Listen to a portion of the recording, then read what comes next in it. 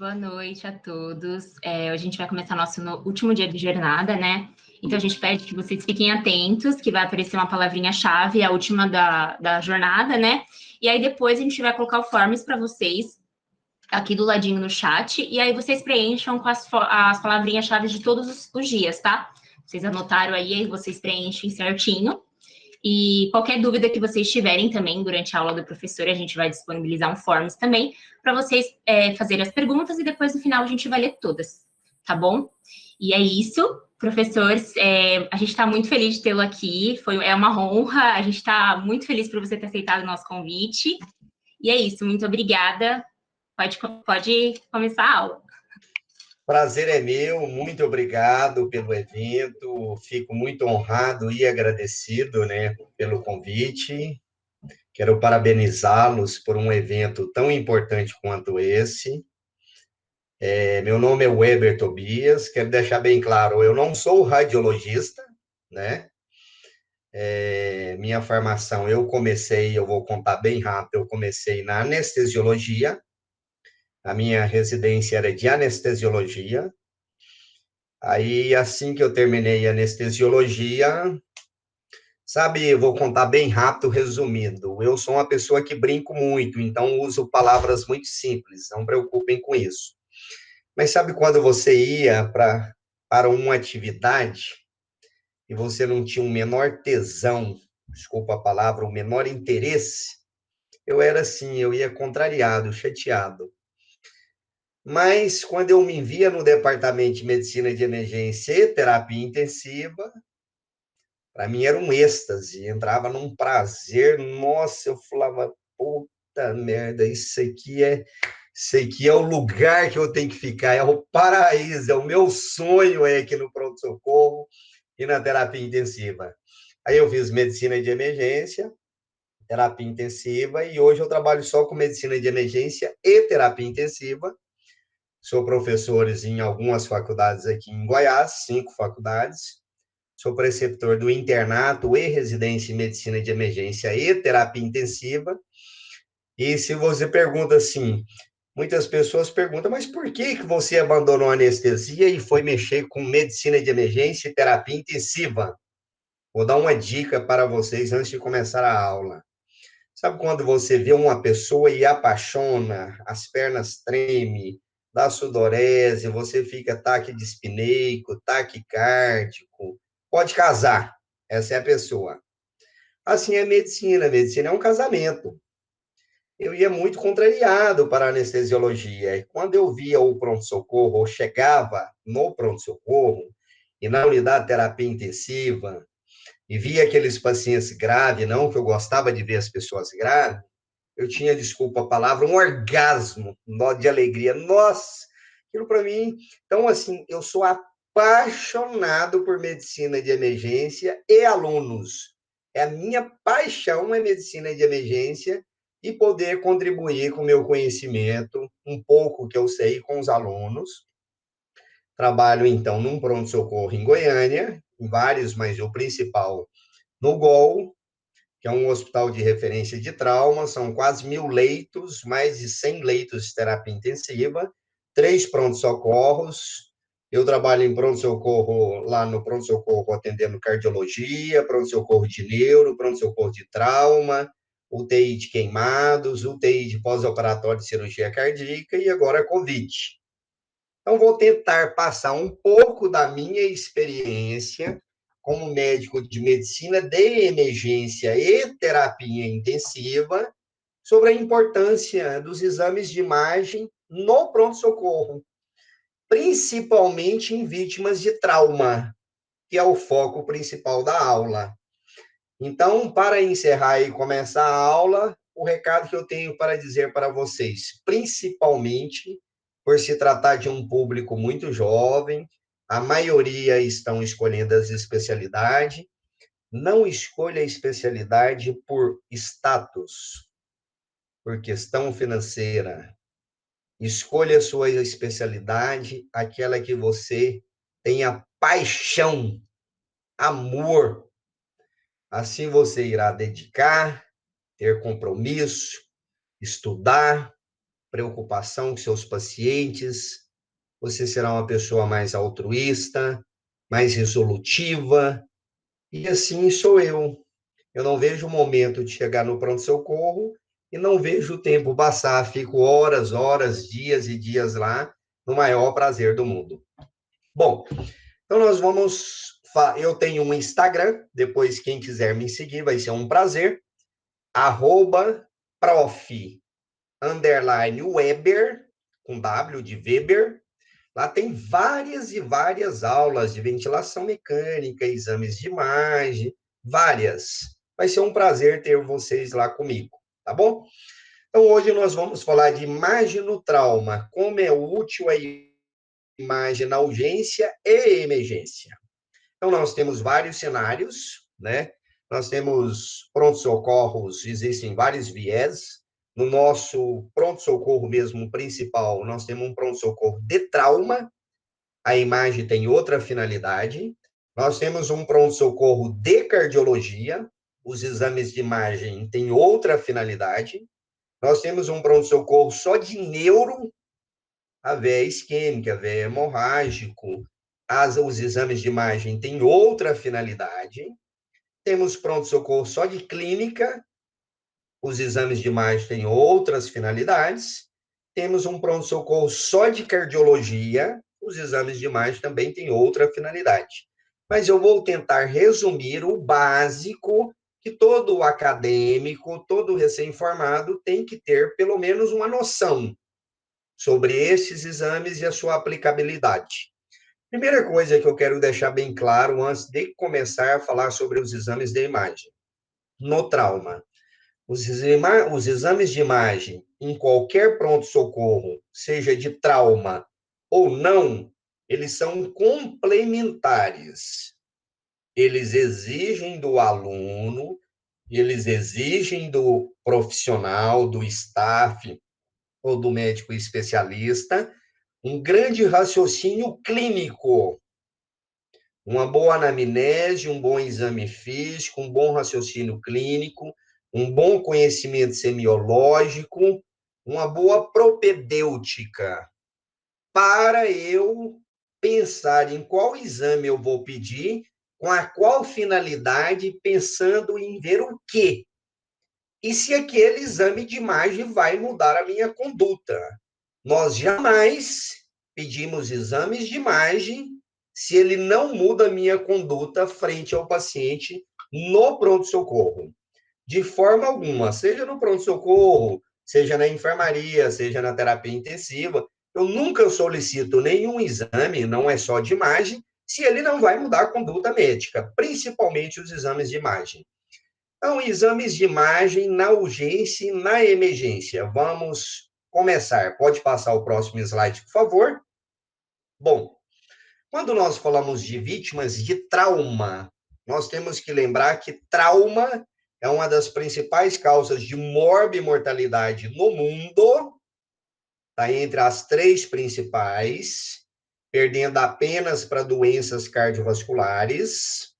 O trauma pode ser decorrente de arma branca, arma de fogo, acidente automobilístico, acidente motociclístico, grande queimado é um trauma, afogamento, autoextermínio, agressões com objetos contusos, cortocontusos, contundentes. Existem várias situações de trauma. Eu vou relatar alguns casos clínicos.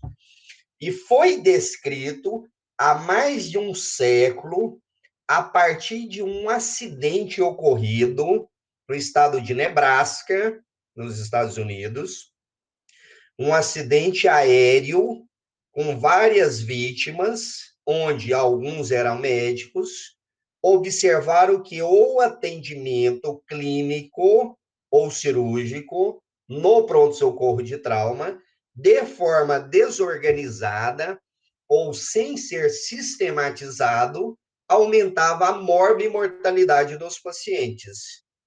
No século passado, mais especificamente na década de 50, nos Estados Unidos, um grupo de cirurgiões e médicos especialistas em medicina de emergência criaram um protocolo sistematizando, ou seja, definindo um fluxograma de atendimento para vítimas de trauma. Protocolo este baseado em dados estatísticos, onde eles observavam que um dos principais fatores que levavam as vítimas de trauma a óbito era o comprometimento da via aérea. Por isso que eles falaram, olha, então toda vítima de trauma, quando chega no pronto-socorro, um dos principais fatores que eu preciso avaliar é a via aérea, o airway, ou seja, as vias aéreas com controle de coluna cervical. Segundo, o B, né, o breathing, de respiração e ventilação. C, de circulation e controle de hemorragia. O D, de exposição, disability, né? O C, de incapacidade, desculpa, ou seja, avaliação neurológica. O E, de exposição e controle de temperatura. E hoje nós temos o XABCDE, o X em situações de exsanguinação, ou seja, vítimas com sangramento importante, a primeira coisa é contenção do sangramento, que pode levar a uma causa de óbito muito rápido, e assim sucessivamente eu vou partir para avaliar vias aéreas. Nós vamos perceber que os exames de imagem podem entrar em qualquer uma dessas etapas, mas lembrando que os exames de imagem não substituem esta avaliação primária. Qualquer vítima de trauma que chega no pronto-socorro, seja trauma torácico, seja traumatismo craniano, seja trauma abdominal, seja trauma de músculo esquelético, trauma de extremidades, seja o trauma que for grande queimado, afogamento, primeiro é a avaliação primária, é o ABCDE. Os exames de imagem vão ficar na parte de avaliação secundária ou complementares. Na avaliação primária, não é o objetivo da aula, mas eu vou falar de uma forma bem rápida. Primeira coisa que eu vejo é as vias aéreas, se estão pérvias ou não. Uma das formas de ver é chamar por responsividade. O paciente que não responde é um indicativo de que a via aérea esteja comprometida. O outro, fazer o exame físico e visualizar a patência da via aérea. Por um trauma de face extensa, eu já posso suspeitar que tenha comprometimento da via aérea. Esse paciente, quando não tem a patência da via aérea adequada, que leva a um quadro de insuficiência respiratória, eu posso lançar mão de manobras, tais como de Altruist ou Chin Lifting, vai depender ou não se ele tem ou não suspeita de lesão de coluna cervical. Posso lançar mão de cânula nasofaríngea, posso lançar mão de cânula orofaríngea, como a cânula de Guedel. Se nenhum desses dispositivos resolve, eu posso ventilar e intubar o paciente. Se eu cair no protocolo dentro da anestesiologia, que a gente denomina de via aérea difícil, o que é via aérea difícil? Não conseguir intubar e ou ventilar em mãos experientes, isso é protocolo de via aérea difícil. Eu posso usar a mão de dispositivos de via aérea difícil, dentre eles os videolaringoscópio. Aí nós vamos ver que entra um dos exames de imagem importante para auxiliar na intubação. Se eu não conseguir intubar o paciente, obviamente eu vou partir para a cricotireoidostomia por punção ou cirúrgica, permeia via aérea. O segundo é de respiração e ventilação, ver a respiração do paciente, aí entra muita questão semiológica, de inspeção, palpação, ausculto e percussão. Nós vamos ver que os exames de imagem também auxiliam aí.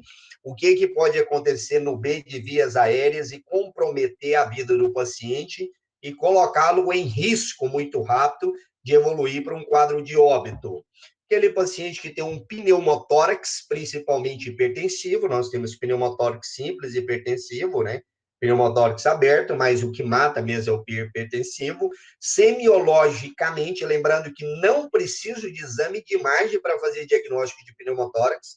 O diagnóstico é clínico, mas eu vou mostrar alguns exames de imagem, como que nós podemos lançar a mão para auxiliar no diagnóstico de pneumotórax. Se você não fizer o diagnóstico clínico, lembrando que o diagnóstico é clínico, o que eu vou ver do ponto de vista clínico?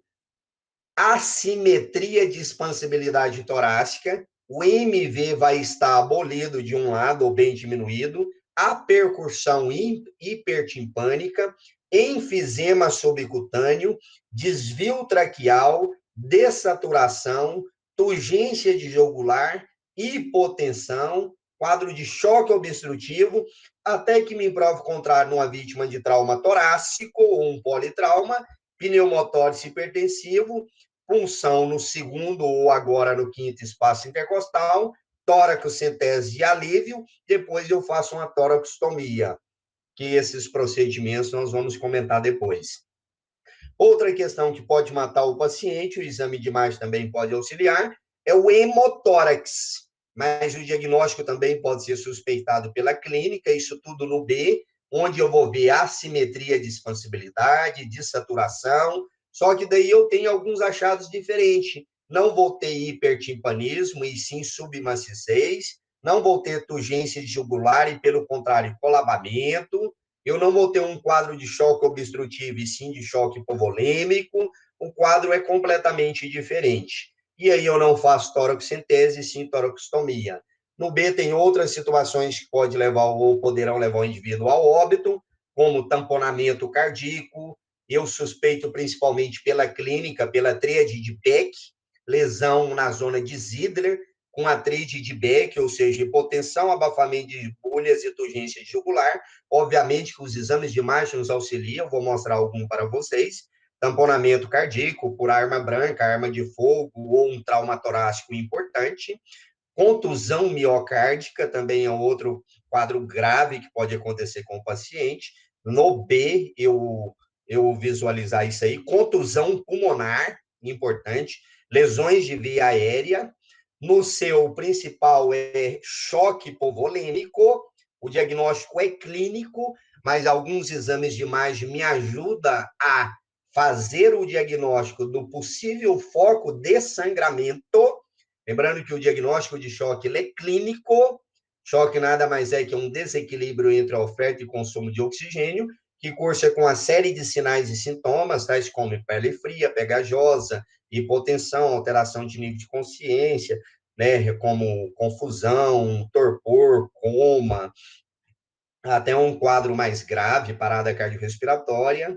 Esse paciente, de acordo com os sinais de pele fria, pegajosa, taquifigmia, de acordo com os sinais e sintomas, eu classifico o choque hipovolêmico, uma vítima de trauma, em classe 1, 2, 3 ou 4. Aquele paciente hipotenso, ele já é classe 3 no mínimo, muda completamente a minha conduta em questão à transfusão.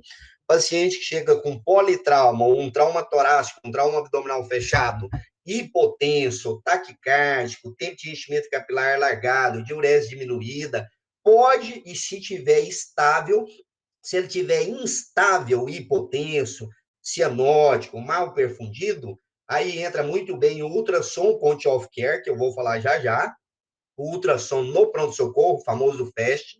Se ele tiver estável hemodinamicamente, ele pode ser encaminhado para exames mais sofisticados, tais como, e com acurácia um pouco melhor, tais como a tomografia, né? Mas tem que ter estabilidade hemodinâmica.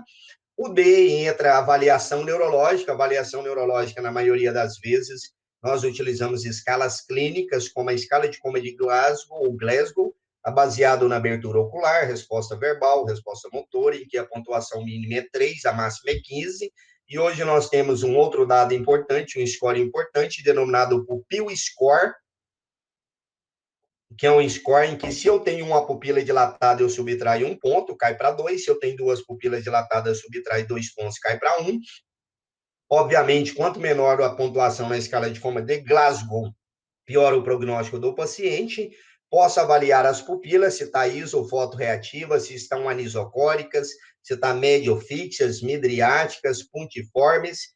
A característica da pupila me diz prognóstico, pode me predizer a localização da lesão, e, obviamente, eu posso suspeitar por alterações pupilares, alterações cardiovasculares, como, por exemplo, bradicardia, com hipertensão arterial, alterações neurológicas importantes numa vítima de politrauma, até que se me prove o contrário, isso é sinal de hipertensão intracraniana e eu tenho que tratá-lo como tal.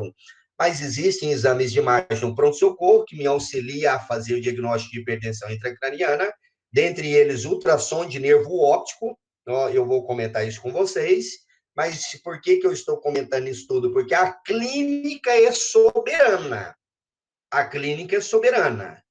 Porém, os exames de imagem podem me auxiliar na identificação de algumas lesões que passam desapercebidas pelo meu exame clínico. O exposição, eu vou expor o paciente, obviamente com o controle da temperatura, tentar encontrar outras lesões associadas. Muitas das vezes, algumas fraturas fechadas passam desapercebidas, né? Alguns locais que eu acho um hematoma, né? Ou locais de luxação, entorse, suspeita de fratura, e eu vou lançar mão de alguns exames de imagem. Controle da temperatura, porque o trauma pode evoluir principalmente com a tríade letal do trauma, que é hipotermia, coagulopatia e acidose. Por isso que jamais deixe o seu paciente hipotérmico, de trauma, cubra ele rapidamente, pega um acesso venoso, faça hidratação com soro aquecido a 39 graus e evite fazer soro fisiológico, porque de fisiológico ele não tem nada. O pH é 5, o pH do sangue é 7,35, 7,45, o pH do soro fisiológico é 5, 5,5, o sódio do soro fisiológico é 154 mEq, do sangue 135, 145, o cloro do soro fisiológico 154 mEq, do sangue em torno de 95, 105, a osmolaridade do soro fisiológico muito mais hiperosmolar, então ele tende a levar um quadro de acidose hiperclorêmica e piora do quadro clínico, por isso que nós damos preferência para o Ringer lactato ou Plasma Light A.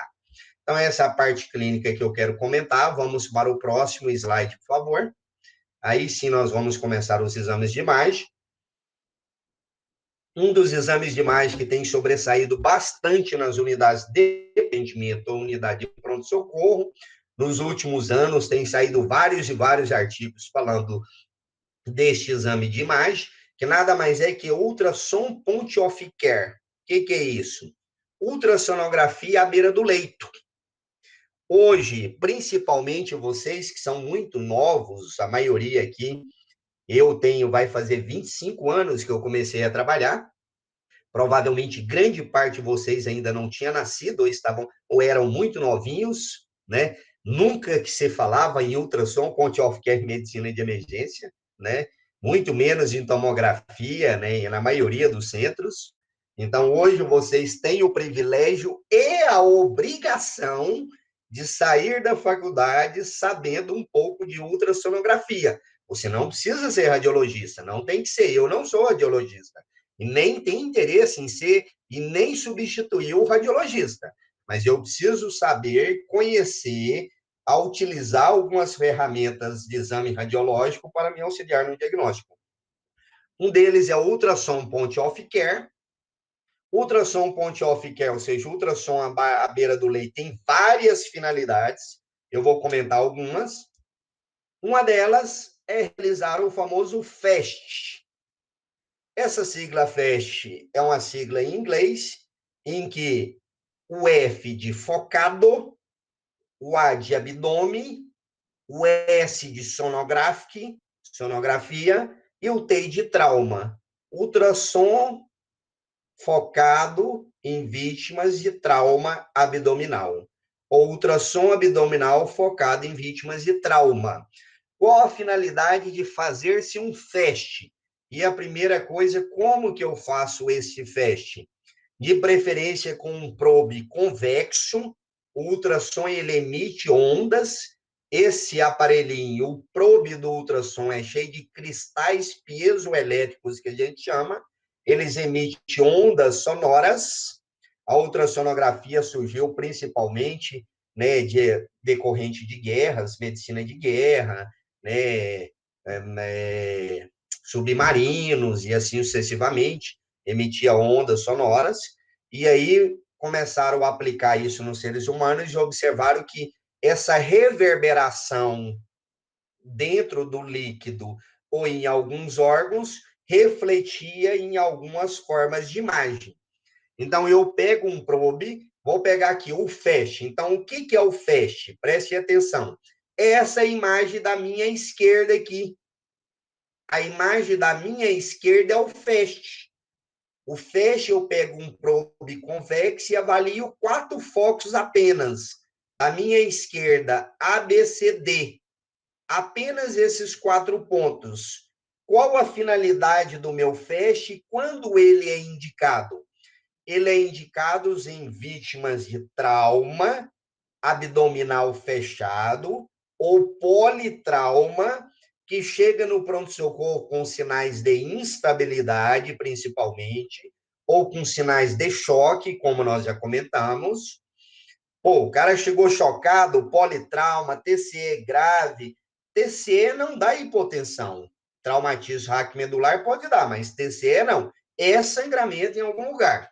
Então, nós lançamos mão do ultrassom point of care chamado FAST, em que eu vou avaliar 4 focos abdominais. O A, veja que no A é no hipocôndrio direito, em que eu vou avaliar o espaço de Morrison, que é o espaço hepatorrenal, que a gente chama de espaço de Morrison. O B é onde está o baço. Eu vou avaliar o espaço entre o baço e o rim, que eu chamo de espleno renal. O C, o fundo de saco de Douglas, na pelve do paciente. Eu vou avaliar ali no homem e na mulher, principalmente lateral e paralelo à bexiga e ao útero na mulher e a bexiga, ver se tem líquido nessa cavidade da pelve. E o D, subcostal.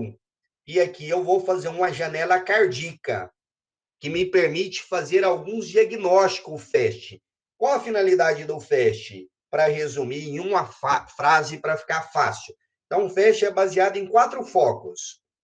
Estou com um paciente grave, instável, não tem condições de encaminhar para a tomografia. Eu tenho ultrassom no pronto-socorro, seja ele portátil ou não. Hoje nós temos ultrassom portátil do tamanho de um celular desse. Eu tenho um, não vou falar a marca por questões de conflito de interesse, né? Ele é um probe biconvexo, eu tenho um probe linear e um probe convexo, ou seja, um probe duplo probe, né, nesse aparelhinho celular, em que me permite usar tanto a parte convexa quanto a linear. Eu bato na barriga do paciente, poxa, bati no espaço de Morrison, tem líquido livre? Laparotomia, não tem conversa. Numa vítima de trauma instável. B, o C é a mesma coisa, o D é a mesma coisa. Mas o que mais que eu posso ver com esse ultrassom, além de líquido livre na cavidade abdominal, indicar uma laparotomia exploradora para esse paciente? Essa semana mesmo, eu vou mostrar alguns exames de imagem. Ontem mesmo chegou um senhor no pronto-socorro, às 18h40, já era no fim do meu plantão. Ele teve uma desavença, um senhor de 40 e poucos anos de idade, teve uma desavença com um funcionário. O funcionário deu umas 5, 6 facadas no abdômen dele. E esse paciente chegou chocado no pronto-socorro. Automaticamente, nós fizemos um FAST, tinha uma grande quantidade de líquido livre na cavidade abdominal, tanto espaço de Morrison, quanto espleno renal, quanto fundo de saco de Douglas. Esse paciente foi imediatamente intubado, né? Fez analgesia, hipnose, intubação com drogas não hipotensora, pediu o protocolo de transfusão maciça, porque nós não temos tromboelastograma na emergência. Só que quando nós batemos o ultrassom no rebordo costal direito aqui no espaço de Morrison, dava para ver que tinha uma laceração hepática importante. Então, muitas das vezes, o ultrassom me permite falar, olha, tem uma lesão hepática, ou tem uma lesão esplênica, ou tem um tamponamento cardíaco. Esse paciente parou no box, logo em seguida, ele evoluiu com parada cardiorrespiratória. Obviamente, quando evolui com parada cardiorrespiratória, aí eu tenho um trauma abdominal e trauma torácico, ele tinha uma facada na transição tóraco-abdominal. Imediatamente foi feita uma toracotomia exploradora no box, fez massagem cardíaca interna e colocado gel Fuan e um monte de compressa no rebordo costal direito, tamponando as áreas de laceração hepática. A faca entrou e tinha feito uma lesão de cava e fígado. E aí fizemos um damage control no pronto-socorro, correu para o centro cirúrgico e esse paciente foi ser operado. Então, o FAST, ele tem a principal finalidade de visual líquido na cavidade abdominal. Mas eu posso também, com este FAST, fazer outros diagnósticos que eu vou comentar de forma bem rápida, para não ser prolixo, e o tema é muito grande e dá tempo da gente discutir 1h30 no máximo. Então, eu posso fazer, visualizar a lesão, se é do fígado, se é do baço, se tem tamponamento cardíaco, pode ser uma explosão de bexiga, ver líquido livre na cavidade abdominal. Aqui, quando eu coloco entre o baço e o rim, eu posso fazer um diagnóstico de pielonefrite, ver uma área de abscesso renal. Aqui do lado, à minha direita, onde está escrito figura 1, pode ver que aqui eu já tenho 8 probes colocados no paciente. Os 4 do FAST, que é o espaço de Morrison subcostal, espleno-renal e fundo de saco de Douglas. Porém, eu tenho mais 4 verdinhos no tórax. Isso é o que a gente chama de EFAST. Eu esqueci de colocar o EFAST, desculpa. EFAST é FAST estendido para a cavidade pulmonar ou para a cavidade torácica. O que eu posso visualizar com esse ultrassom point of care ou com FAST estendido para a cavidade pulmonar? Aqui eu posso fazer diagnóstico de pneumotórax, apesar que o diagnóstico é clínico, deixar bem claro. Eu posso fazer diagnóstico de hemotórax, seja de líquido livre no espaço pleural, derrame pleural. É difícil de fazer o diagnóstico diferencial se é derrame pleural ou se é hemotórax pelo ultrassom, né? Muitas das vezes tem que ser por exames contrastados para diferenciar. Mas uma vítima de trauma tem líquido livre no espaço, no hemotórax, no espaço pleural, tem que me prova o contrário, é sangue, tem que ir para a toracostomia. Eu posso fazer diagnósticos de pneumonia, de congestão pulmonar, de insuficiência cardíaca. Eu posso fazer o ecocardiograma, fazer um eco de 4 câmeras. Eu posso visualizar contratibilidade cardíaca. Exemplo, ontem no plantão um paciente chegou para nós, ele tinha tido uma crise convulsiva, paciente de 51 anos, etilista, libação alcoólica excessiva, fez um quadro de crise convulsiva, caiu, bateu a cabeça, fez um TCE, tinha um nível de consciência, um Glasgow de 6. O resgate pegou esse paciente, entubou o paciente, levou ele para nós pronto-socorro. Chegou no pronto-socorro, eu fiz ultrassom de nervo óptico, estava normal, não tinha lisocoria, não tinha papiledema, não tinha sinais de hipertensão intracraniana no ultrassom de nervo óptico. Esse paciente evoluiu com uma arritmia muito grave, eu vou até postar ela no meu Instagram hoje ou amanhã. Ele evoluiu com a TV polimórfica, que a gente chama Torsades-de-Pointes.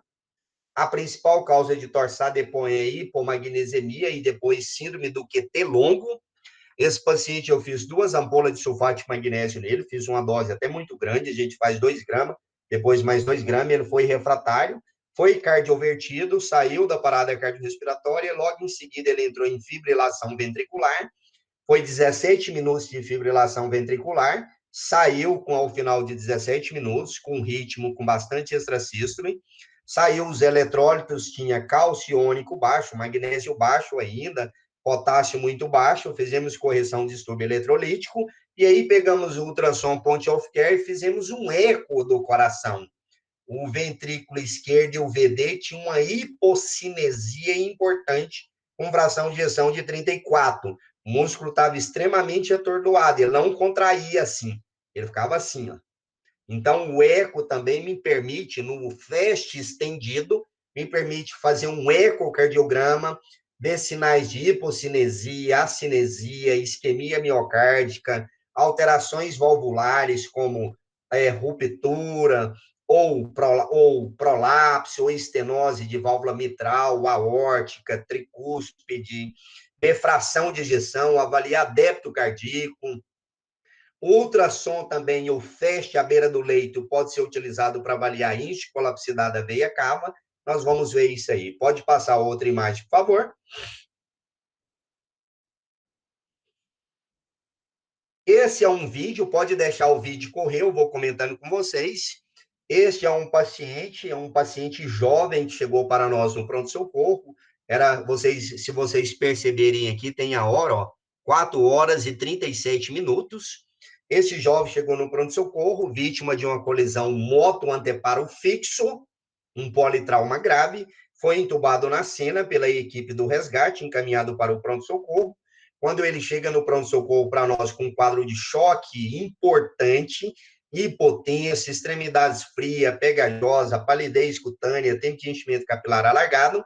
Quando a gente faz o ultrassom dele, se vocês puderem colocar lá no início e fazer uma pausa, por favor, eu vou mostrar um negócio para vocês. No início do vídeo, por favor, não tem pressa. Tranquilo, eu estou tranquilíssimo. Fazer uma pausa aí. Aí ficou ótimo. Se vocês observar aqui embaixo, aqui, ó.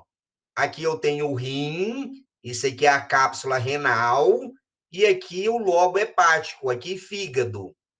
Então, o fígado aqui em cima do rim. Mas se eu observar aqui em volta do rim, entre o fígado e o rim, e acima do fígado, entre o fígado e o diafragma, eu tenho uma imagem escura, preta. Isso é uma imagem anecoica, que a gente chama. Isso é líquido livre na cavidade abdominal. Quando nós mudamos o ultrassom para o espaço espleno-renal, tinha uma explosão esplênica, uma fratura esplênica grave. Então, esse paciente foi para a laparotomia, fizeram uma esplenectomia e esse menino sobreviveu. Mas veja que ele estava instável, não foi preciso ir para a tomografia, o ultrassom fechou o diagnóstico. Veja a quantidade de líquido livre aqui, ó. Líquido livre aqui entre o fígado e o rim, aqui bem próximo aqui dessa seta aqui, em volta do fígado, se você observar também, tem líquido livre na cavidade abdominal, que nós chamamos disso de imagem anecoica. Pode deixar o vídeo correr, por favor, aí nós passamos para o próximo slide. Aí, à medida que o vídeo vai correndo, vocês percebam, ó, nessa aí, por favor, a quantidade, veja que o fígado está transbordando em volta dele, olha o tanto de líquido em volta do fígado. Ele está transbordando, ele está nadando dentro de líquido. Olha essa imagem preta em volta do fígado. Aqui nós vamos descer para o fundo de saco de Douglas, ou para a região pélvica. A gente percebe a bexiga, que a sonda, você viu a sonda dentro da bexiga, e do lado direito e esquerdo da bexiga, uma grande quantidade de líquido livre na pelve. Não tem dúvida que isso é um FAST positivo e esse paciente tem que ir para a laparotomia exploradora o mais rápido possível. Pode passar, por favor, para o próximo slide.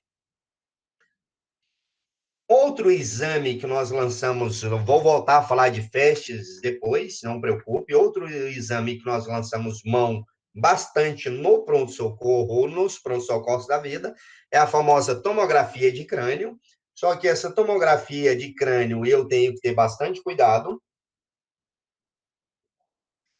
Não é toda vítima de TCE que eu tenho que pedir tomografia de crânio, existem os critérios.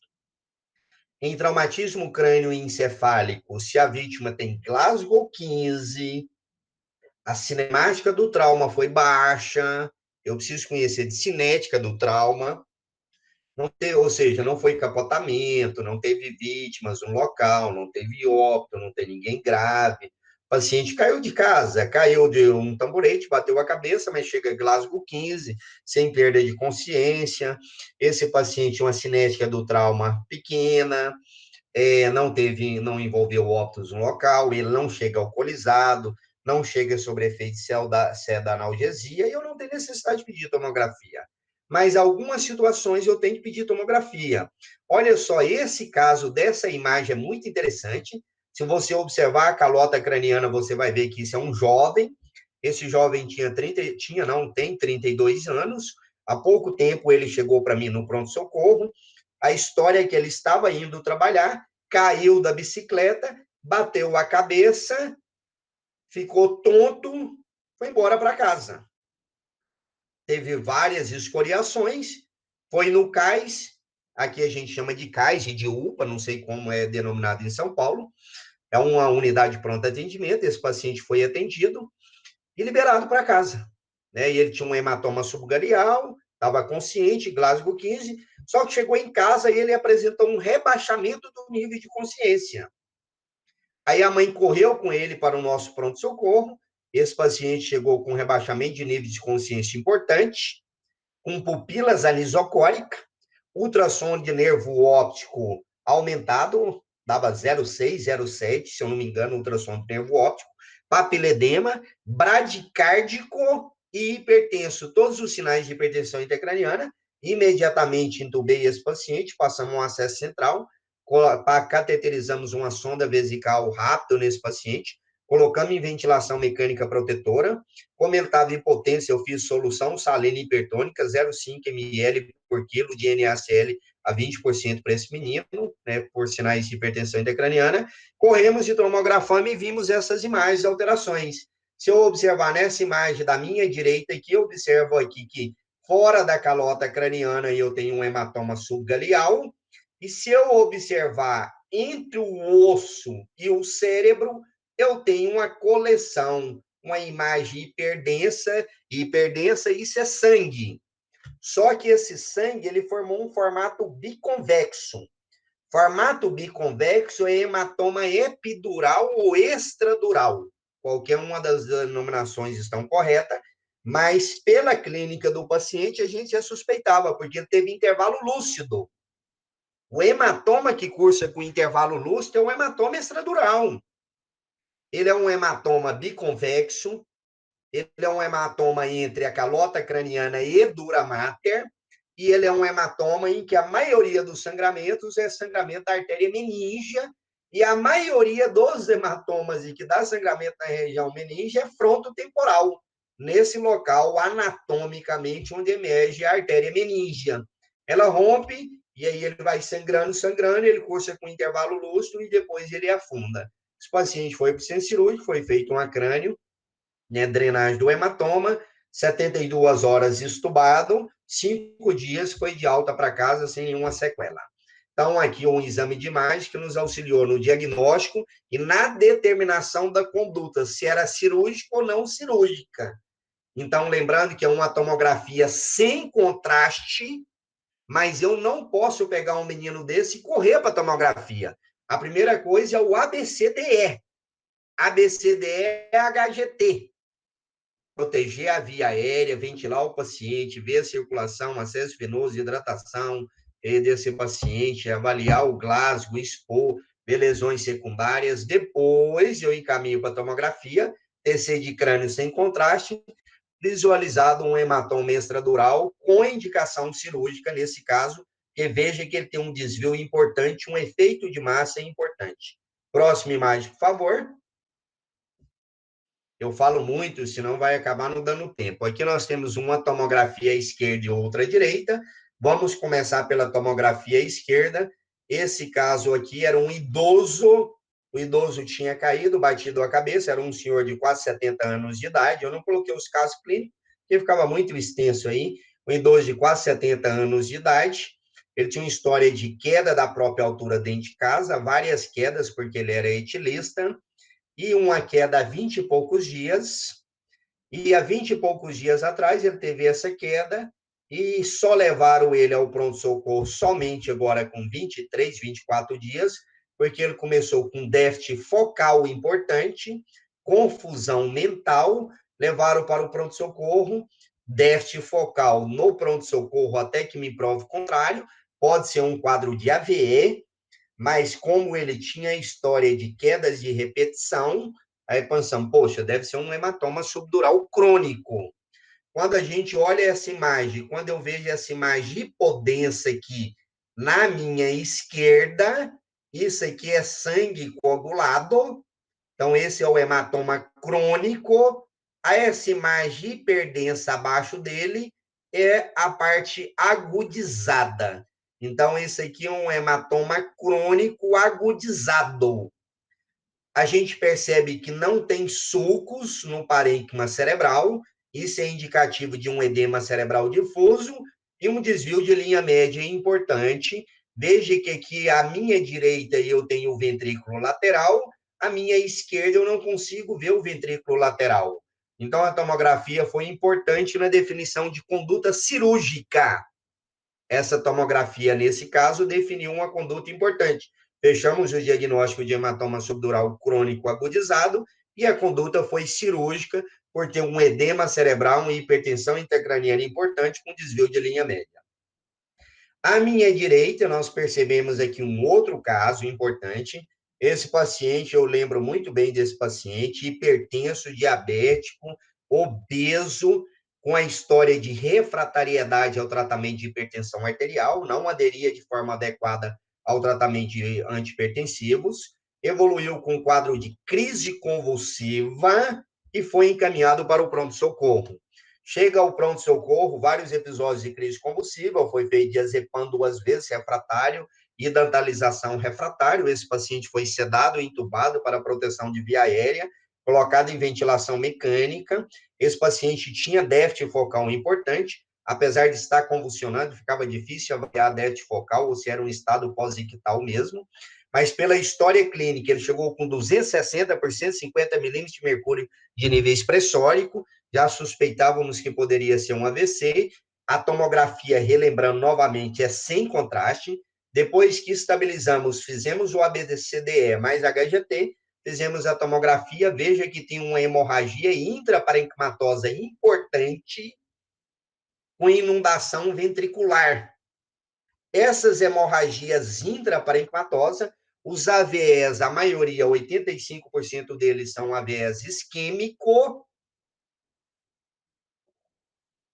15%, 12% são AVEs hemorrágicos. Os AVEs hemorrágicos têm prognóstico pior, têm maior probabilidade de levar o indivíduo a óbito e incapacidade. Os AVEs hemorrágicos, ele pode ser intraparenquimatoso ou subaracnoide. A causa mais frequente dos AVEs subaracnoides são os aneurismas e as malformações arteriovenosas. Então, quando eu vejo uma hemorragia subaracnoide, obrigatoriamente eu tenho que fazer uma angiografia cerebral ou angio-TC para ver se é, ou uma arteriografia, para ver se é um aneurisma ou uma malformação arteriovenosa que precisa de abordagem cirúrgica rápido, se for aneurisma. Mas a maioria das hemorragias intraparenquimatosas ocorre nos núcleos da base, como nós estamos percebendo, o tâmen, caudado, tálamo, nessas localizações, e a maioria são decorrentes de quadros hipertensivos não controlados, que formam o que a gente chama de microaneurismas de Charcot-Bouchat. Esse indivíduo sangra e pode ter inundação ventricular. Aqui é um paciente com hematoma grande, extenso, com inundação ventricular importante. Existe score, que a gente calcula isso, que chama ICH score, e eu vou ver se o hematoma é supra ou infratentorial, o hematoma é maior ou menor que 30 milímetros. Esse sangue dentro do ventrículo pode fazer uma oclusão, uma hidrocefalia, o hematoma muito extenso, fazendo efeito de massa, fazendo sinais de herniação. O paciente foi para a cirurgia, então definiu conduta cirúrgica nessa tomografia. Pode passar o próximo, por favor. Aqui nós observamos 2 casos. Um eu já comentei bastante, vou comentar pouco. Vou falar primeiro do caso da direita, que eu já comentei. Essa é a mesma coisa, um paciente vítima de um politrauma. Veja que esse paciente, ele tem várias lesões. Se nós observarmos a esquerda, que é a minha esquerda, ele tem um hematoma subgaleal importante, um hematoma extradural, ou seja, por que eu sei que é extradural? Ele é um formato biconvexo. Obviamente, nessa região temporal, lembra que eu falei para vocês, emersão da artéria meningia, então o sangramento, a maioria das vezes, é artéria meningia, porém, ele fez uma lesão por contragolpe, isso aqui é uma lesão por contragolpe. A lesão principal foi frontal. Veja que eu tenho uma contusão frontal importante, com várias contusões pequenas, mais uma hemorragia subaracnoide traumática, na minha direita um subdural pequenininho, e na esquerda esse extradural que definia a conduta cirúrgica por sinais de hipertensão intracraniana. Quando eu vou para a tomografia do lado esquerdo, essa tomografia ela é muito interessante, foi de um paciente de 58 anos, paciente diabético, sedentário, tabagista, portador de miocardiopatia chagásica, portador de fibrilação atrial, chegou no pronto-socorro com a história de hemiplegia, mais desvio de rima labial, ou seja, ele tinha déficit focal. Esse paciente tinha um Glasgow em torno de 13, via aérea pérvia, saturando bem, respirando bem. Quando chega um paciente com suspeita com déficit focal, a primeira hipótese diagnóstica, eu tenho que pensar em AVE, né, principalmente isquêmico. Pela clínica, não dá para diferenciar se é isquêmico ou é hemorrágico, não dá pela clínica. O paciente que chega com déficit focal, mais febre, mais confusão mental, eu tenho que pensar em meningoencefalite, encefalite, meningite, principalmente se tiver sinais de rigidez de núcleo ou irritação meníngea, como sinal de Kernig, Laseg, Kinskis e outros mais. Mas esse paciente tinha apenas déficit focal, mais desvio de rima labial, de início súbito. Ele chegou com delta no pronto-socorro de 6 horas. Isso é importante, ele veio de uma cidade do interior.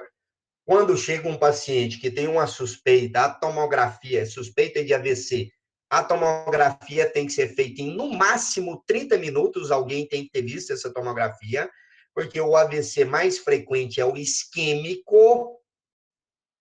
O AVE isquêmico, se eu pego o paciente com delta T menor que 4 horas e meia, não tem contraindicação a trombolítica, ou seja, não teve grandes cirurgias nos últimos 30 dias. AVE isquêmica, AVE hemorrágico, não está anticoagulado, não é gestante, não tem contraindicação a trombolítico. O delta T é menor que 4 horas e meia. O NIH, que é uma escala de déficit funcional, está entre 5 e 25. O aspects desse paciente é um aspects a partir de 7, o aspects tomográfico, eu vou explicar. E a lesão tomográfica não é extensa, e a pressão arterial sistólica menor que 185 e diastólica menor que 110, define conduta. Eu posso trombolizar esse paciente tranquilamente com actilise ou alteplase, 0,9 miligrama quilo, dose máxima 90 miligramas, sendo 10% em bolos, o restante em 1 hora. Só que quando nós realizamos a tomografia desse paciente da esquerda, observem a minha esquerda, o tamanho da área de hipodensidade, ela vem fronto-temporo-parieto-occipital. Então, isquemia, eu vejo hipodensidade. Sangramento, eu vejo uma área hiperdensa, ou seja, da mesma densidade do osso. Olha o tamanho da hipodensidade aqui à esquerda, pega o hemisfério cerebral total. Por que que isso é importante? Define conduta. Um AVC desse aí eu chamo de AVE isquêmico maligno, com grande probabilidade de evoluir com hipertensão intracraniana e ter que fazer craniectomia descompressiva, se é um paciente que requer vigilância neurológica maior.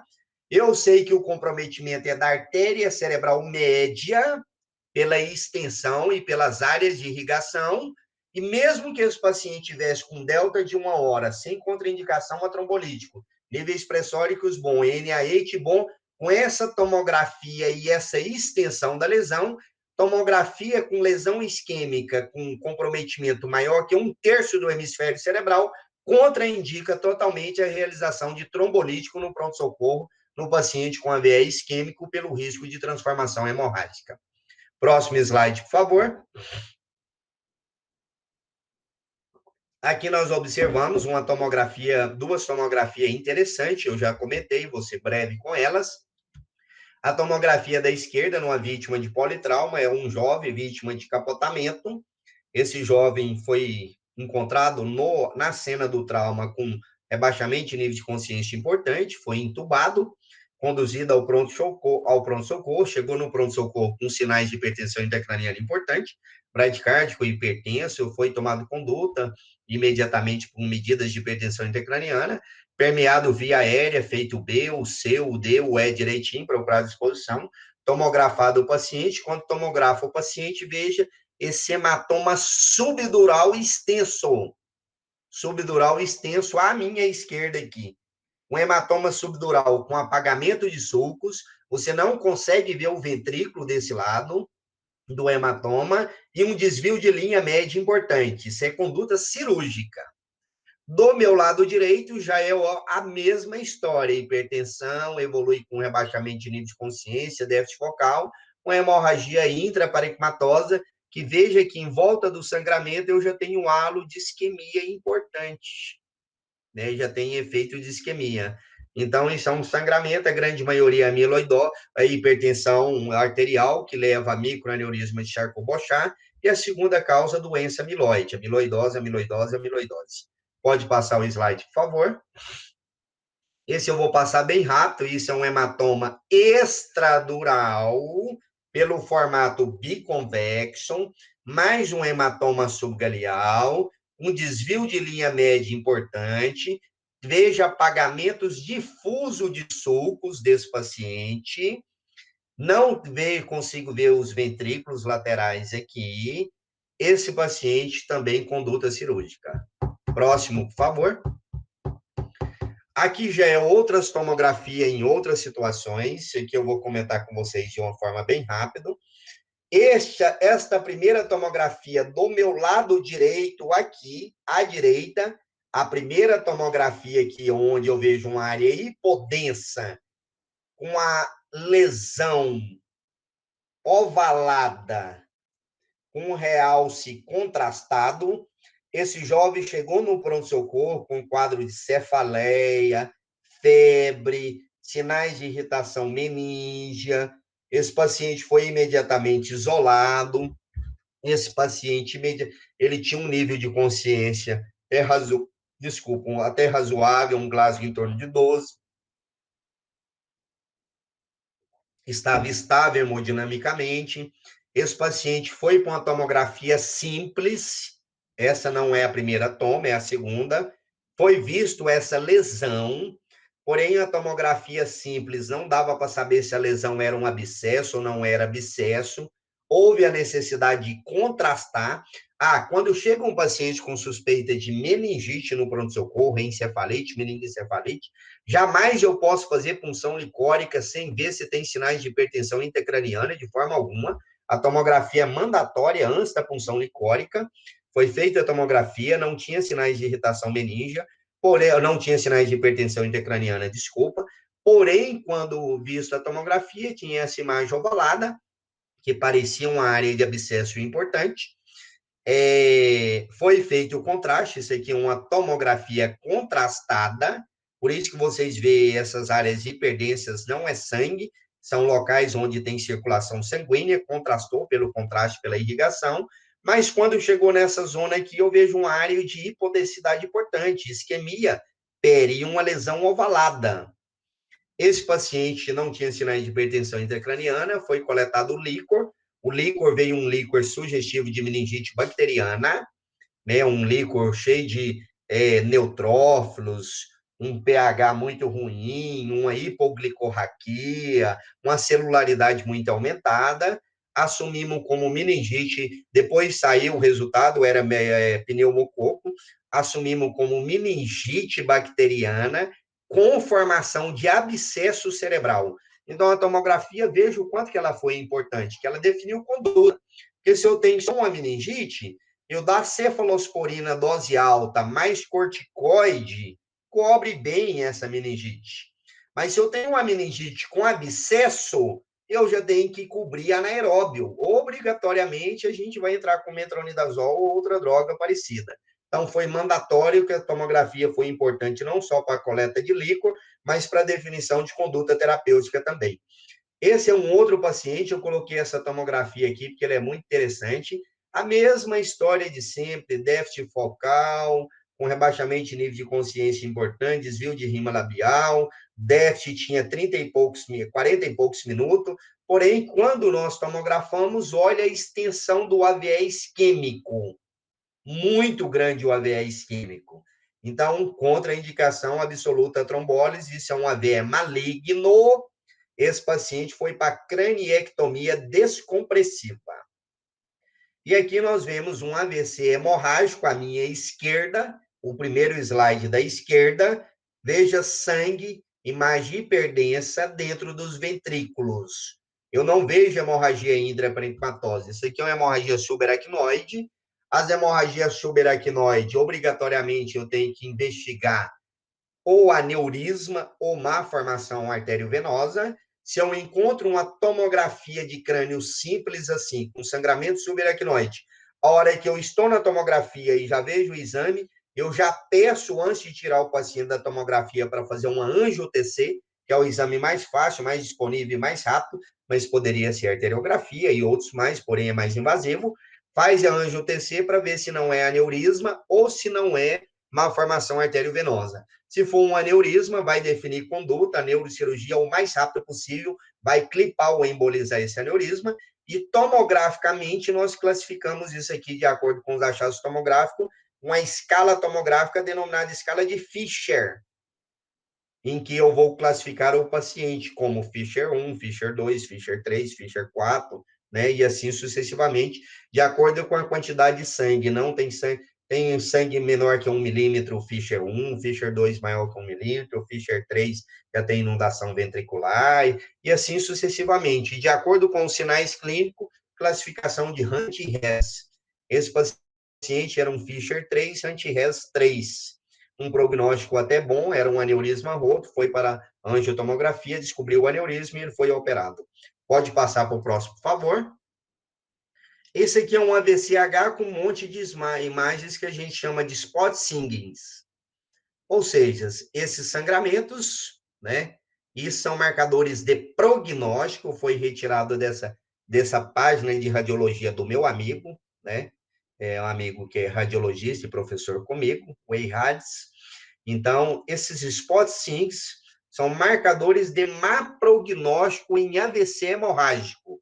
Então, quando eu vejo essa grande quantidade de spot sinks, são esses pontos de sangramento, vocês estão vendo, esses pontinhos hiperdensos, isso é um marcador de má prognóstico para o paciente. Próximo, por favor. Então, nós não vamos ter tempo. Eu vou passar esse bem rápido, porque o foco é imagens no trauma. Esse slide saiu até perdido, a culpa foi minha, não da Gabi, né? Eu quero até agradecer. Desculpa no momento, no meio da aula, fazer um agradecimento, mas quero agradecer demais, não só a comissão, mas também a Gabriela, eles que montaram esses slides para mim, né? Devido ao meu tempo muito corrido. Então, muito agradecido, muito obrigado, ficaram perfeitos os slides. Mas esse eu vou passar bem rápido. Esse é um eletrocardiograma num paciente com dor torácica tipo A, dor clássica de infarto, aquela dor retroesternal que adia para a mandíbula, membro superior esquerdo, o paciente sudoreico, dor que piora com atividade, melhora com repouso, fez o eletro, um supra de ST importante, esse paciente foi para hemodinâmica rapidamente, cine-angiocoronariografia e angioplastia. Pode passar, por favor. Aqui nós temos duas imagens interessantes. Eu não sei se aqui tem filme ou só na outra imagem, mas aqui é um paciente que chega no pronto-socorro com queixas importantes. Esse paciente ele chega com queixa importante de febre, dor torácica, esse paciente dor retroesternal, febril, história de um quadro arrastado de gripe, um quadro viral importante. Esse paciente foi feito eletrocardiograma, não encontrou nada nesse eletrocardiograma. Quando a gente faz um ultrassom point of care, fizemos um eco, aqui eu vejo o átrio esquerdo, o átrio direito, ventrículo esquerdo. Aqui eu vejo o pericárdio parietal e o pericárdio visceral. Só que entre o pericárdio parietal e visceral eu tenho essa área de hipodensidade, ou quase que anecoica. Isso é líquido em grande quantidade entre o pericárdio parietal e visceral, isso é um derrame pericárdico. No final das contas, quando fizemos todos os exames, esse paciente tinha uma ureia de quase 500, um quadro de urgência dialítica, e esse paciente estava com um quadro de pneumonia bacteriana importante, com derrame pleural parapneumônico. Provavelmente esse derrame pericárdico ou veio desse quadro infeccioso, né? Fez um quadro de pericardite ou miocardite viral ou decorrente da uremia. Mas veja que o eco foi definidor no pronto-socorro para diagnóstico de um derrame pericárdico importante. Pode passar o próximo slide, por favor. Esse aqui é muito interessante. Esse caso chegou para mim esses dias. Não sei se dá para ver a data aqui, desculpa que eu tenho miopia, estigmatismo, mas ele é recente aqui, ó, 4/21.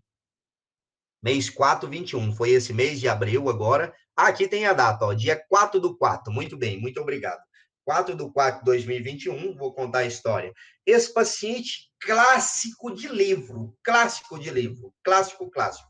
Ele chega no pronto-socorro com queixa de dor torácica, que piorava com a ventilação, dor torácica retroesternal. Esse paciente chegou hipotenso, esse paciente chegou com turgência de jugular, bulhas abafadas a hora que você auscultava. Eletrocardiograma com alteração importante, sugerindo uma pericardite, porque tinha supradifuso, não é tipo de isquemia miocárdica. Quando a gente faz o ecocardiograma, olha que surpresa. Roda esse primeiro vídeo, por favor.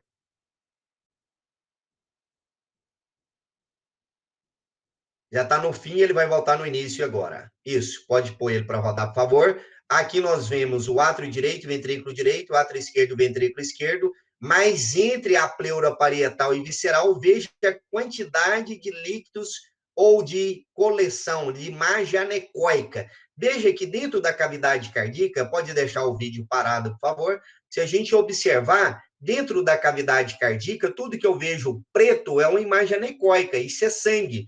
Mas só que quando eu saio aqui do átrio direito, ventrículo esquerdo, átrio esquerdo, ventrículo esquerdo, e olho entre a pleura, isso aqui é o apêndice auricular, e olho entre a pleura parietal e a pleura visceral, veja nesse terceiro vídeo, ou nesse segundo, a quantidade de líquido que eu tenho aqui entre a pleura parietal e a pleura visceral. Esse paciente chegou com tamponamento cardíaco importante. E, obviamente, no pronto-socorro, nós fizemos um procedimento chamado pericardiocentese, ou punção de Marfan, guiado pelo ultrassom point of care. Pode rodar o último vídeo, por favor. Veja que vocês vão ver o coração batendo, tem até uma discreta, né, diminuição da contratilidade, um pouco de hipocinesia, uma grande quantidade de líquido. Esse é um derrame pericárdico volumoso. Pode passar o próximo slide, por favor. Esse aqui é aquele paciente do infarto, eu acho que foi um dos motivos que eu coloquei o eletro, se eu não me lembro. Esses pacientes que chegam com infarto agudo do miocárdio no pronto-socorro, principalmente IAM com supra, e a IAM com supra não tem dúvida, e ele tem que ir para a hemodinâmica, e um dos exames de imagem que é feito na hemodinâmica pelo hemodinamicista, não é por nós emergencistas, de forma alguma, nem pelo cirurgião do trauma, é o hemodinamicista, que é um cardiologista com formação em intervenção. Foi feito um CAT, que é a famosa cineangiocoronariografia. Observem vocês aqui que quando eu vejo o tronco aqui da descendente anterior, totalmente ocluído, olha, não tem irrigação aqui, nessa imagem minha à direita.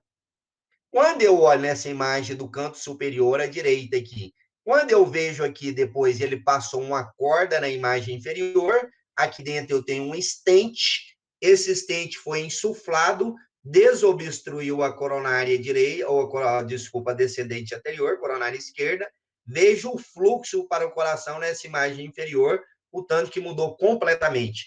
Então, a cineangiocoronariografia é um dos exames no pronto-socorro, não em vítimas de trauma, mas trauma também pode acontecer de evoluir com quadro de infarto, ou principalmente arma branca, arma de fogo por lesão de coronária, né? E a cineangiocoronariografia vai definir conduta. Nesse caso, não era uma doença aterosclerótica, mas em vítimas de trauma pode haver lesões de coronária direita, coronária esquerda, por arma branca, arma de fogo, ou contusão miocárdica. E na cineangiocoronariografia, eu vou contrastar, eu vou cateterizar ou pela radial, ou pela femoral, ou braquial, e vou injetar contraste, entro pelo seio venoso e vou ver adequadamente as coronárias direita e esquerda e seus ramos e definir conduta.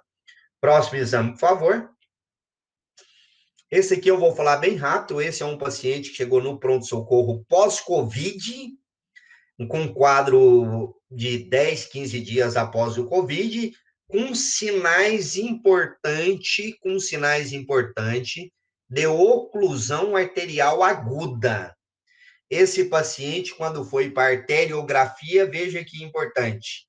Tanto a ilíaca quanto a femoral, a minha esquerda, a direita do paciente tinha fluxo sanguíneo bom, porém a esquerda do paciente, a minha direita, não tinha fluxo sanguíneo. Tinha um trombo enorme bem no tronco, ocluindo completamente. Então, além da clínica, o exame complementar foi essencial, que ele serviu de diagnóstico e terapêutico. Já fez o tratamento e desobstruiu essa oclusão importante. Próximo, por favor. Já estamos quase terminando. Esse é um daqueles pacientes, eu não me lembro qual, que evoluiu com a VCH.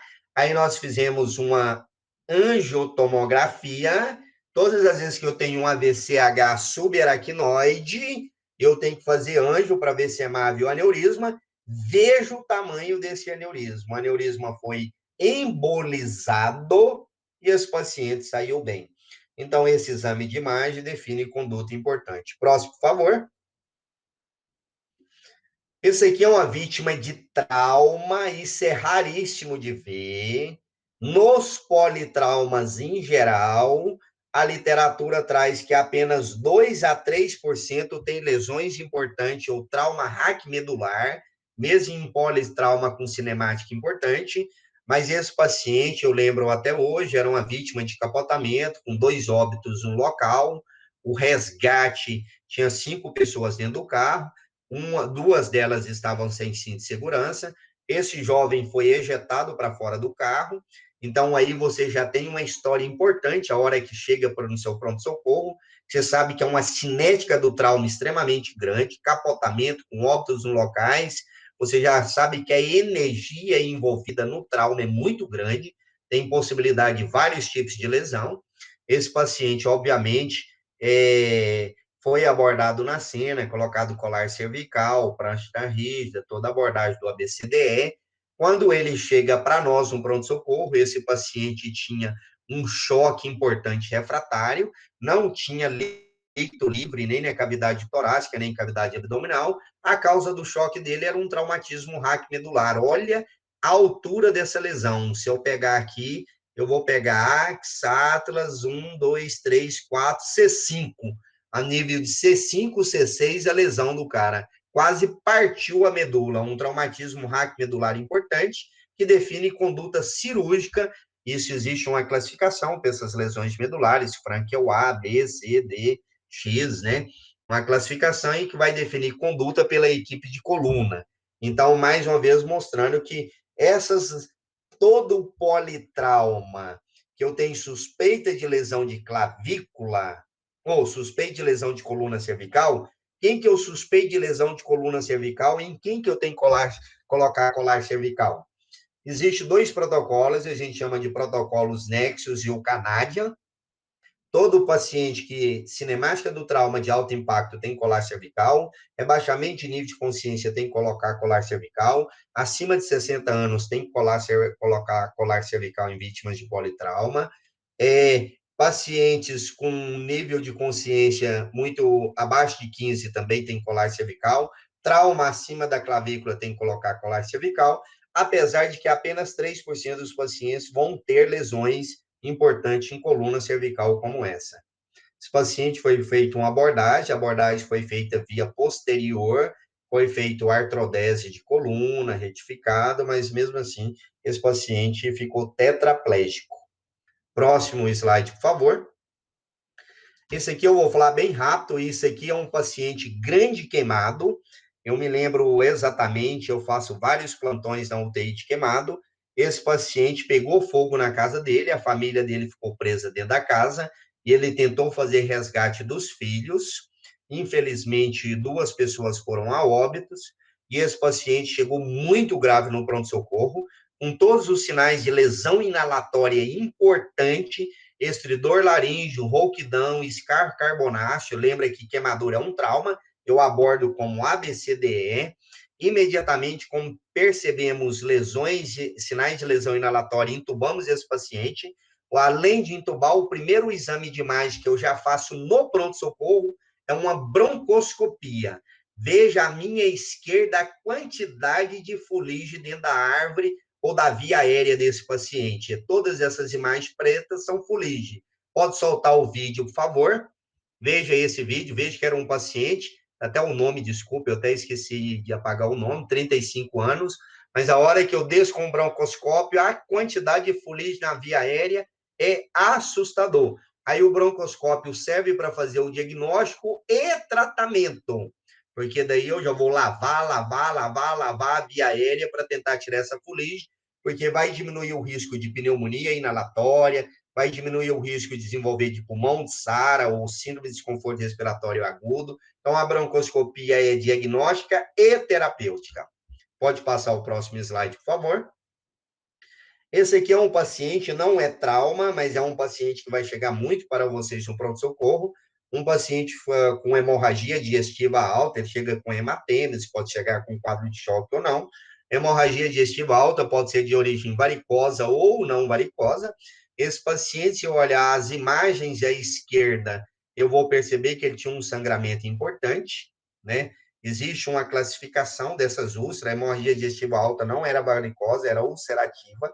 Esse paciente, quando chega no pronto-socorro e tem estigma de ser hemorragia ulcerativa varicosa, imediatamente a gente, hematêmese importante, a gente entuba, protege via aérea, esse sangramento persiste, a gente passa um balão de 100 que tem Blackmore, inicia terlipressina para esse paciente, faz 2 miligramas em bolos, mantém 1 de 4 em 4 para esse paciente, a gente entra com medidas para choque para esse paciente, mas quando que eu vou pensar em estigma de hemorragia digestiva alta varicosa? Aquele paciente que tem ascite, ginecomastia, está ictérico, sinais de hepatopatia crônica, né?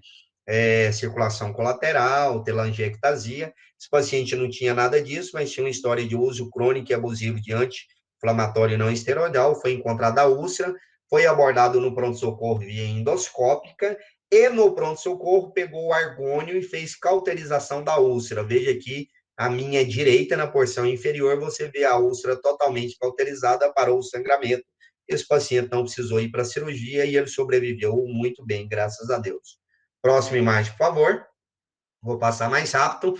Aqui não precisava dessas imagens, mas à minha esquerda nós vemos um pneumotórax à esquerda importante. Obviamente que o pneumotórax, o diagnóstico é clínico. Isso foi um pneumotórax pós-acesso venoso central. Mas quando que eu suspeito? O paciente vai evoluir com hipoxemia, hipotensão, dessaturação, hipertimpanismo, movimento assimétrico da expansibilidade torácica, turgência de jugular. Se tiver em ventilação mecânica, aumenta a pressão de pico, ele desatura muito. Esse raio-x da direita eu fiz questão de colocar. Esse paciente desceu em franca insuficiência respiratória para o pronto-socorro. Era um paciente que já estava de alta da unidade de enfermaria, programando alta, na verdade, não estava de alta, programando alta, só que ele era um paciente sequelado de AVC e dependia de sonda nasoentérica para alimentar. Só que após a passagem da sonda, não foi verificada de forma correta e liberou a dieta para esse paciente, ele desceu para o pronto-socorro com insuficiência respiratória grave. Desculpe, imediatamente esse paciente foi entubado. E o que eu quero mostrar para vocês? A hora que faz o raio-x no pronto-socorro, veja que a sonda passou pelo broncofonte esquerdo e está alocada dentro do pulmão. Pode passar o próximo slide, por favor. Esse aqui é um raio-x que, veja que é um dos exames de imagem que serve para diagnosticar corpo estranho. Se é uma criança que tinha engolido uma pratinha, essa pratinha, graças a Deus, não foi para a traqueia, senão ele teria morrido, e ela foi para o esôfago. Mas vejam onde ela estava parada. Aí, por via endoscópica, eles retiraram este corpo estranho. À minha direita é um jovem de 38 anos, longilíneo, trabalhador braçal. Ele ficou perambulando pelas unidades de saúde durante 15 dias, fazendo tratamento de pneumonia. Porém, ele tinha uma história de queda e de trauma lá na roça, porém um trauma de cinética baixa, mas só que ele fez um pneumotórax à direita.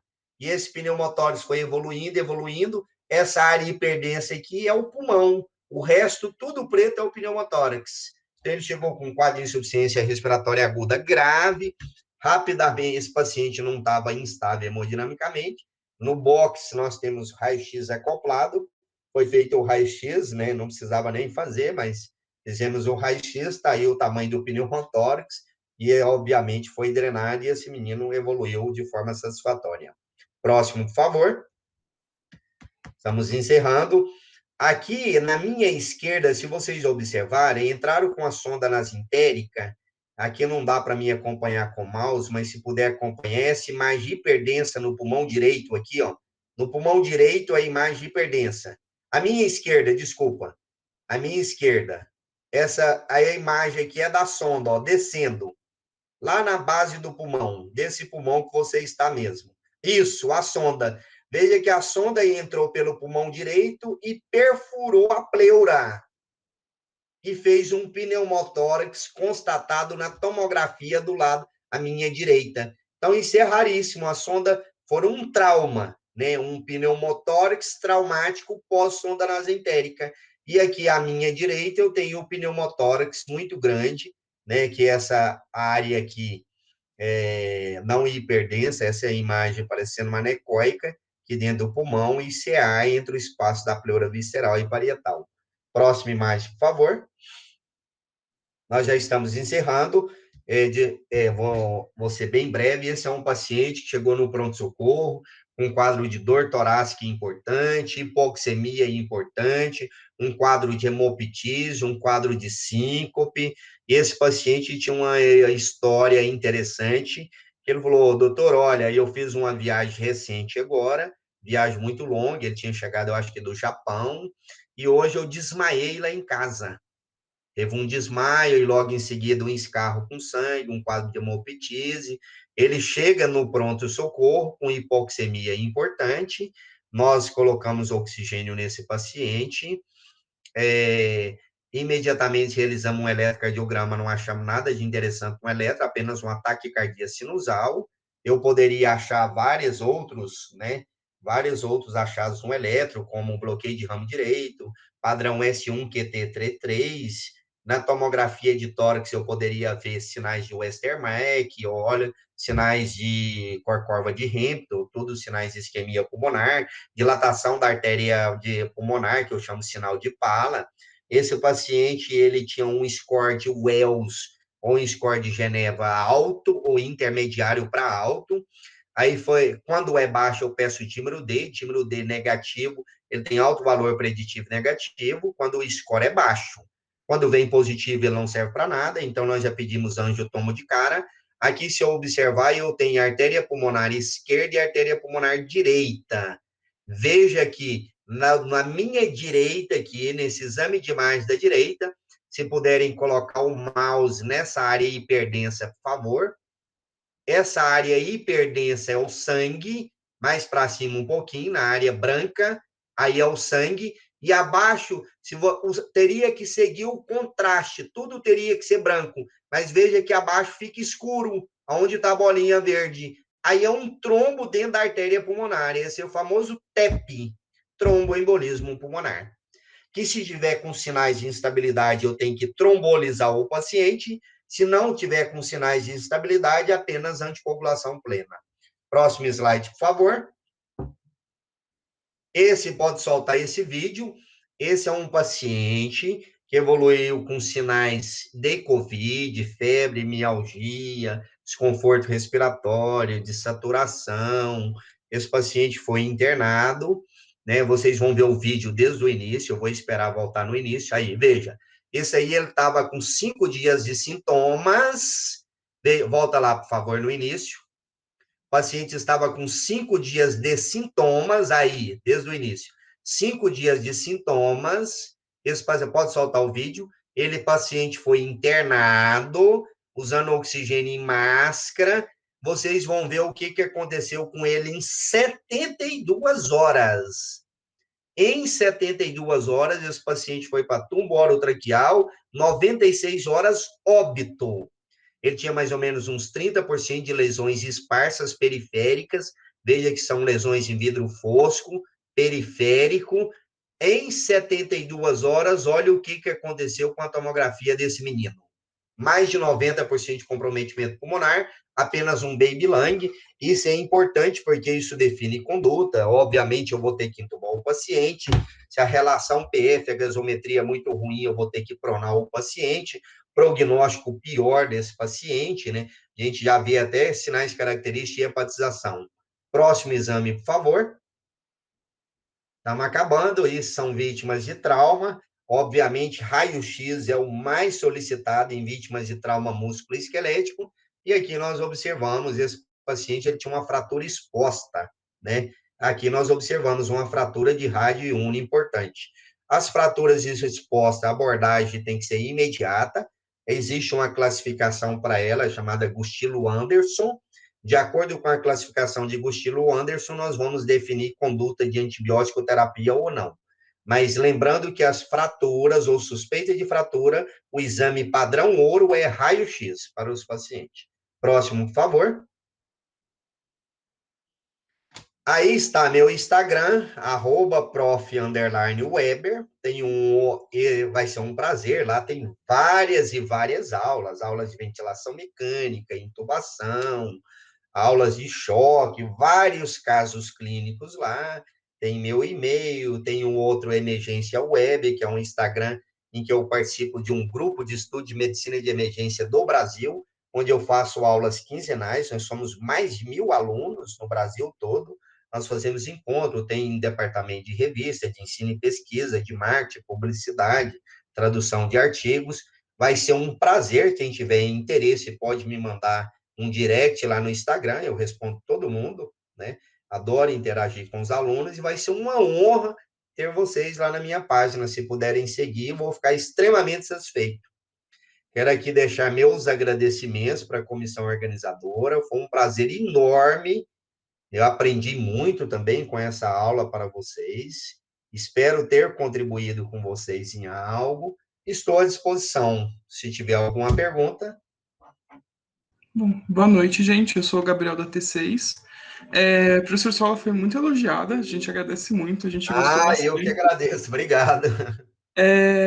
Pessoal, a palavra-chave já apareceu, fiquem atentos no Forms e coloquem as 5 palavras para a presença, né? E, professor, a gente teve 2 perguntas, eu vou ler aqui para o senhor uma e depois eu ler a outra, tudo bem? Tudo bem. A primeira é: doutor, na tomografia de crânio é possível diferenciar um hematoma na sua forma cranificada de uma região isquêmica do parênquima cerebral? Essa diferença fica clara pela imagem? Fica bem clara. Tem condições claramente na tomografia sem contraste de diferenciar. Clinicamente não tem como eu saber, mas tomograficamente sim. E a segunda pergunta é: quais livros você pode indicar para estudar sua área? Parabéns pela aula, foi incrível. Muito obrigada. Medicina de emergência tem vários livros. Eu digo assim, a Bíblia da Medicina de Emergência é o livro da Rosen. É um livro americano, verde. Mas para quem está começando e quer começar na área, se interessar por medicina de emergência, nós temos vários livros bons no Brasil, da Abramed, que é a Associação Brasileira de Medicina de Emergência, a qual eu faço parte, sou titulado e sou membro fundador da Abramed Goiás. Tem vários livros lá pela Abramed, mas o mais famoso de todos, é lógico, eu não vou deixar de falar, é Emergências Clínicas da USP, né? É um livro bom para você começar a sua leitura. Excelente. Que, inclusive, foi lançada agora a nova edição, né? Está bem atualizado. Professora, a gente quer agradecer a sua participação. Eu te agradeço, Gabi. Tantos dias que eu te amolei, né? Não, imagina, professor, imagina. Deixei a Gabi louca. Todo dia eu falava, Gabi, muda isso, muda aquilo, mandava um slide. Não, fica tranquilo. Foi um prazer fazer o slide. Eu gostei bastante, aprendi muito. E você, já falei, minha inspiração para tudo, assim, principalmente na área. Tem grande influência, assim. Então, só tenho que agradecer por tudo. E é isso, professor, foi muito especial. E a gente, com certeza, vai te convidar para as próximas.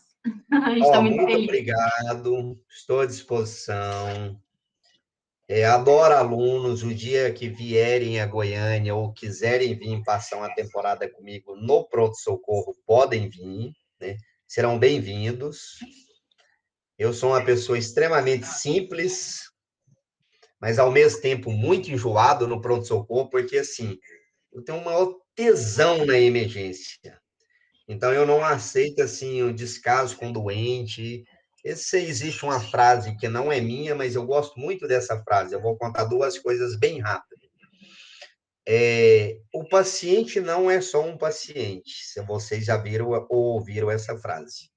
Ele é o pai de alguém, a mãe de alguém, o avô de alguém, a avó de alguém, o amor da vida de alguém. Cabe a nós fazer tudo pelo amor da vida de alguém. A emergência, você tem que botar na sua cabeça Ali não é lugar para especialista, cirurgião, neurocirurgião, ortopedista. Ali é lugar para emergencista, que tem uma formação global, um conhecimento amplo, um raciocínio rápido, tomada de decisões precisas e rápida, pois o limiar entre a vida e a morte é muito curto.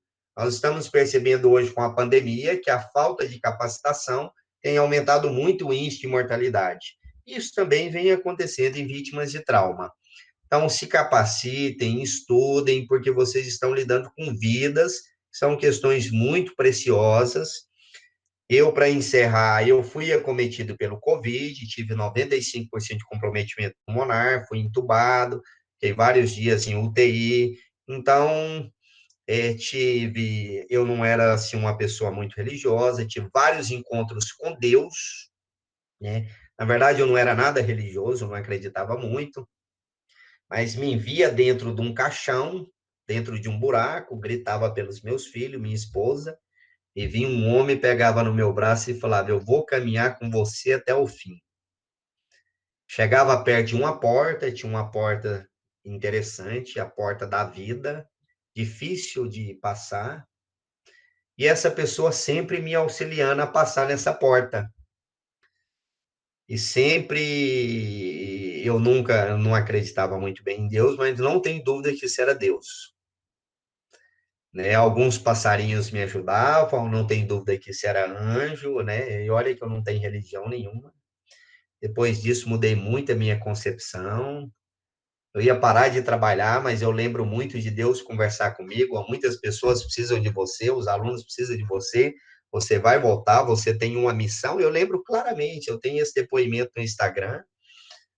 Não estou fazendo apologia à religião nenhuma, eu era uma pessoa praticamente ateu.